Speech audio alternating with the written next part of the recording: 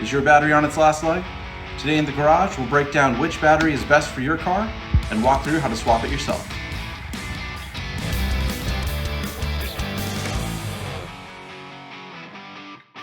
If you already have a car battery and are just looking for a step-by-step on how to remove and replace it, skip ahead to the chapter mark. At the time of this recording, there are 4 main types of car batteries: flooded lead acid, AGM, gel, and lithium. We'll look at how they work, what makes them different, how they're built, and the pros and cons of each. By the end, you'll have a clear idea which one makes the most sense for your vehicle. Let's start with what batteries are made of and how they work. All the batteries we're talking about today are made up of electrochemical cells. The cell is a single unit that stores chemical energy and converts it into electrical energy. A battery is a device that contains one or more cells. So let's build a lead-acid cell, the most common type found in cars today. We'll start with a container to hold everything. Then we'll add a plate of lead dioxide for our positive and a plate of lead for the negative. And so they can interact with each other, we're going to fill the space with a bath of electrolyte solution. That's 1/3 sulfuric acid and 2/3 water. When the acid is in solution, the hydrogen ions and the sulfate ions are free to interact with our plates. The hydrogen reacts with the lead dioxide plate, yielding a lead oxide and water, and effectively leaves it with a positive charge. Simultaneously, the free sulfate ions from our electrolyte bath are bonding with the lead plate, yielding lead sulfate, and when that happens, 2 electrons are released, and they'll gather around the negative terminal and give our plate a negative charge. So when the battery is not in use, the electrons are gathering around the negative plate, which means we have a difference in charge between the 2 terminals. We can measure this charge with a voltmeter, and for this example that would be about 2.15 volts. And because nature doesn't like imbalance, those electrons are going to want to move back to the positive plate. However, they can't move through the sulfuric acid to get there. We can take advantage of this tendency to seek balance by giving the electrons a path to the positive side, and while they're doing it, they can power a device for us. Now this process of electron flow can keep going until the 2 lead plates become more similar to each other as lead sulfate, and there's nothing left inside the cell with free electrons to travel the path. When that lead plate is completely coated in lead sulfate, and there are no more electrons left in the electrolyte, we have depleted the cell. But the chemical process we just went through can also be reversed. If we supply our cell with electricity, the electrons will enter the negative side and rejoin the lead sulfate, releasing sulfate back into the electrolyte bath. Now unfortunately, this process is not 100% efficient, which is why over time your battery needs you to perform maintenance like adding distilled water, and eventually it will need to be replaced. Now that we have an idea of how a lead-acid electrochemical cell functions, let's take 6 of these cells and attach them in series. Then we can enclose them in a battery box and flood each cell with our acid solution. Now this is how a typical flooded 12-volt car battery is constructed. This is by far the most common type of car battery today. The design has been around for over 100 years and it's still used in most cars. Because of that, these batteries are cheap and easy to find. They work fine for normal cars and daily driving, but they don't last as long as the newer types, usually about 3 to 5 years. They can also spill acid if they tip over, and in hot conditions the liquid can dry out, which means you'll need to check and refill the water. AGM, or absorbent glass mat batteries, are a newer design. Instead of liquid sloshing around inside, the acid is soaked into fiberglass mats between the lead plates. This makes the battery sealed and spill-proof. It's also built to handle more electrical load and discharge better than the standard flooded battery, which is great for cars that have start-stop system or a lot of electronics. The pros of AGM are they last longer, usually 5 to 7 years, and they don't need maintenance. They also charge faster and work better in cold weather compared to standard flooded batteries. The downside is cost. They're about twice as expensive as a regular lead acid, and if you overcharge them, they can wear out faster. This could be a problem when pairing an AGM battery with an older vehicle, if it's charging slowly by the voltage regulator on the alternator. Gel batteries are similar to AGM in that they're sealed, but instead of mats, the acid is mixed with a thick gel. The gel keeps the acid in place and makes the battery very resistant to vibration. That's why they're favored in off-road use in motorcycles. Gel batteries can handle deep discharges better than lead acid, which means they can be drained lower without being ruined.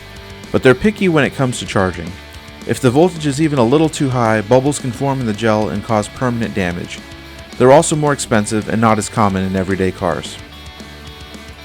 And finally, we have lithium batteries. Usually lithium iron phosphate or LiFePO4. Instead of lead and acid, these use lithium cells, usually with coated aluminum and graphite plates to achieve different chemical reactions. For the power density, they're much lighter, can recharge very quickly, and have a lifespan many times more than any of the other options we spoke about. This makes them popular in performance cars, motorsport, and people who want to have the newest technology. The biggest downside of lithium is the price. They can cost several times more than even an AGM. They also don't like cold weather and may need built-in heaters or special systems to charge safely in cold temperatures. But if you want long life, low weight, top performance, and you're willing to pay for it, lithium is a clear winner. However, if you're looking for a good value for money, almost any other option is better. So which battery type is right for you? Well, if you have an older vehicle with the standard charging system, or you're looking for an economical option, you'll likely want to stick with the flooded lead-acid battery. If you have a newer vehicle with a start-stop system and a lot of electronics, and you're looking for a maintenance-free battery ownership experience, consider AGM. If you're doing off-road activities and have to deal with a lot of vibrations, or need to add a second battery you can deeply discharge, a gel battery would be a good choice. And if you're in motorsport, need the best performance, lightest weight, and price is not a limiting factor, lithium would be the way to go. So let's move over to the car and actually swap a battery out. We're going to start with the tie-down bracket. Now, there's been a lot of cars that have come in recently that don't have this for whatever reason. If you're running around without one, this is a mistake. You can pick up a replacement from Toyota or get an aftermarket one online or from a parts store. But for less than $20, you can make sure your battery doesn't spill acid, short circuit, or start a fire when you hit a bump. Now you can see here the previous owner actually had a wire underneath that bracket. It's supplying power for an auxiliary fuse box. However, we never want our wires pinched or vibrating on something. We'll work around it for now, but I'll go over how to re-terminate and remount this fuse block in a future video. But with our tie down removed, we can go ahead and start loosening the terminal. When you're removing your battery, always start with the negative. With it removed, none of the metal parts of your car have a path back to that terminal, so you're not in any danger of creating a fireworks show if you accidentally touch your wrench to something metal. And with the cables loose and out of the way, we're ready to take out the battery. You want to make sure the path is clear so you can lift the battery straight out.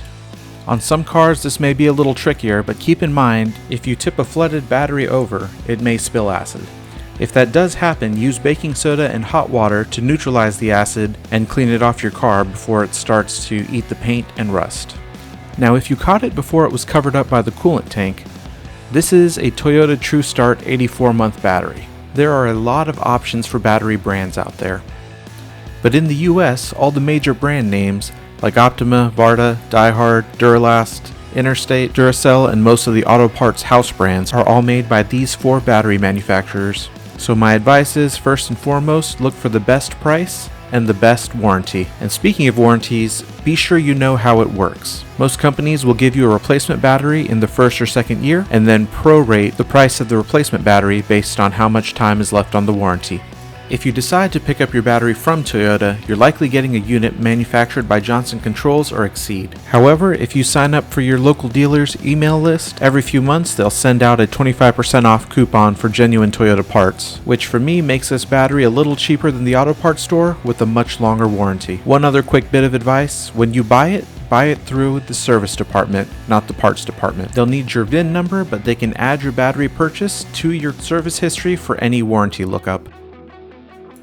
With our replacement battery in the tray, before we do anything else, you're going to want to get a wire brush and clean out the inside of those battery cables.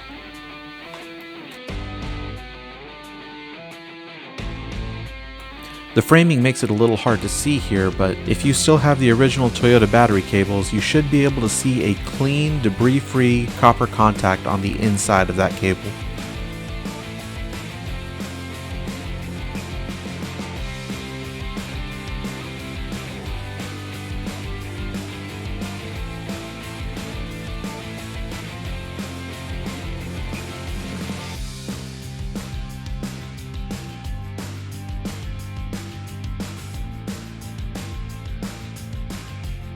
And I'm just going to try and readjust the cable and the handle on the battery so it's not blocking the camera when we re-terminate these connections.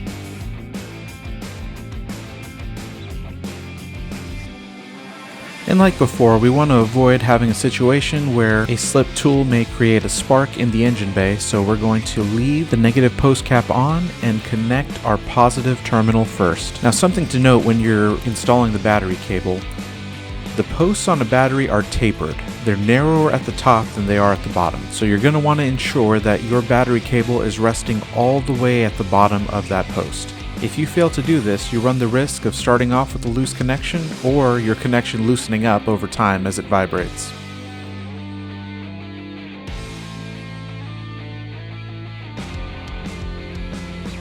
And once you have that cable tightened down, make sure that you test it to make sure it doesn't rotate. Now that the positive's done, we're going to go ahead and cover it up with this rubber protector and move on to the negative. And it'll be the same procedure as the positive. We're going to make sure the cable is bottomed out all the way on the post, and we're going to tighten the 10mm nut. And with both posts secure, we're ready to reinstall our hold down bracket. Now my experience has been on most cars, it's easier to start with the J-hook in the slot and then put the bracket on top, but because this has that auxiliary fuse block, I don't have a whole lot of room to hold that J-bracket, so I'm going to have to do a little fishing here to make this work.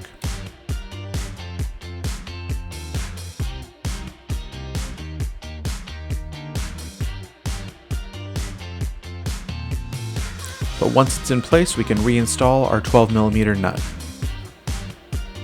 And I would suggest getting that J-hook just hand tight so that you can move the whole battery and bracket assembly together and line up the hole for the front.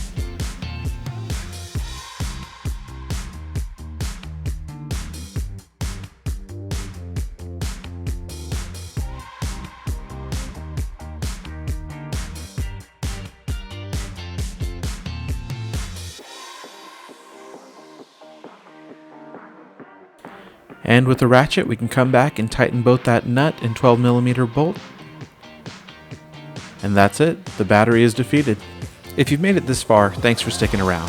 If this video helped you out, consider giving it a like and subscribe. Got your own tips and tricks? Leave them in the comments below. And I'll see you guys next time in the garage.